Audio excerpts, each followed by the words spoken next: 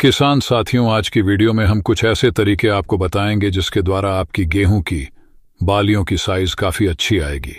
मतलब बालियां मोटी आएगी, बालियां लंबी आएंगी, बालियों के अंदर दाने भी काफी अच्छी संख्या में आएंगे। जब लंबी मोटी बाली आती है तो दाने स्वाभाविक रूप से अच्छे ही आते हैं, जिससे हमें अच्छा और ज्यादा उत्पादन देखने को मिल जाता है।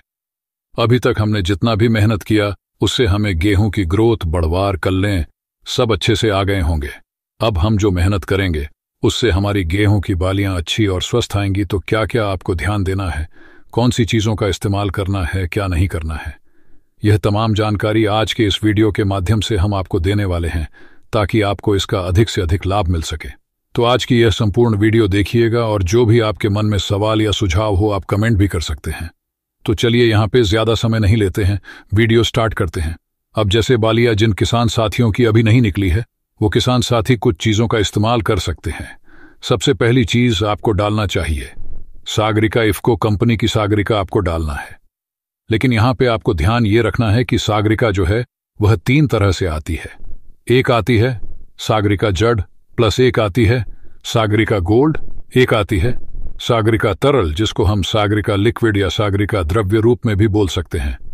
तो यहां पे मैं आपको बता दूं, जब आपकी गेहूं की फसल 50 दिन से ऊपर की हो जाती है, मान के चलिए 60 दिन, 55 दिन, इससे ज्यादा दिन की हो जाती है, तो आपको कोई भी ऐसी खाद जो दानेदार रूप में हो चाहे पाउडर रूप में हो, मतलब आपको मिट्टी में कोई भी खाद इस्तेमाल ही नहीं करना है। अगर आप डालते हैं तो उसका ज्यादा लाभ आपके पौधे को नहीं मिल पाता है। तो यहां पे आप ना तो सागरिका जड़ प्लस डाल सकते हैं, ना ही सागरिका आप गोल्ड डाल सकते हैं, क्योंकि इसका इस्तेमाल या तो आपको बुवाई के समय या फिर आप 10 से 15 दिन के अंदर कर देते हैं तो अधिक लाभ मिल जाता है। तो फिलहाल यहां पे आप डाल सकते हैं सागरिका तरल रूप में जो आती है। जितनी भी हम चीजें डालते हैं उसका यहां पे आप छिड़काव विधि से ही प्रयोग करेंगे तो अधिक लाभ मिलेगा। तो सागरिका लिक्विड भी वही काम करती है जो सागरिका दानेदार करती है। इसमें भी बहुत सारे माइक्रोन्यूट्स पाए जाते हैं जो पौधे में विकास को बढ़ावा देने के साथ साथ बालियों के अंदर दाने के भराव में, फल फूल खिलाने में भी काफी मदद करते हैं।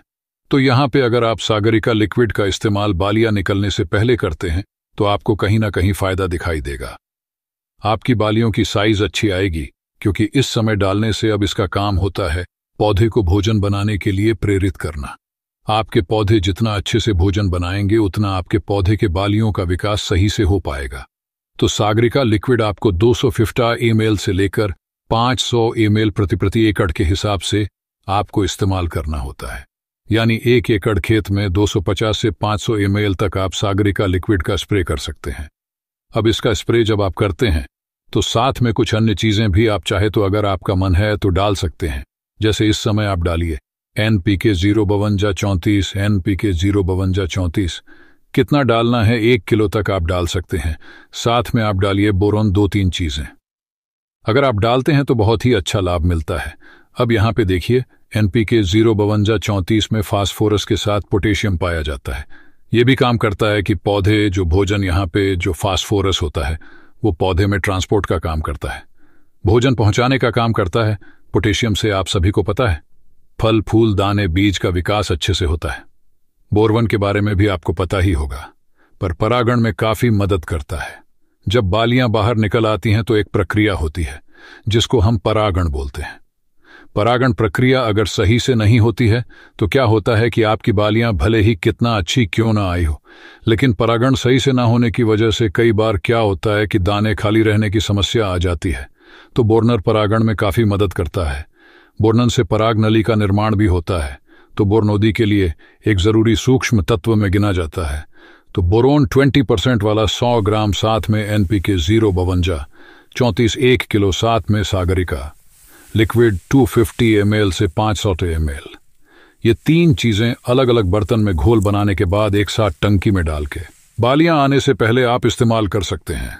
गोभ अवस्था में अच्छा लाभ मिलेगा, बालियों की साइज अच्छी आएगी। वीडियो अच्छी लगी हो तो लाइक, शेयर, चैनल को सब्सक्राइब करें।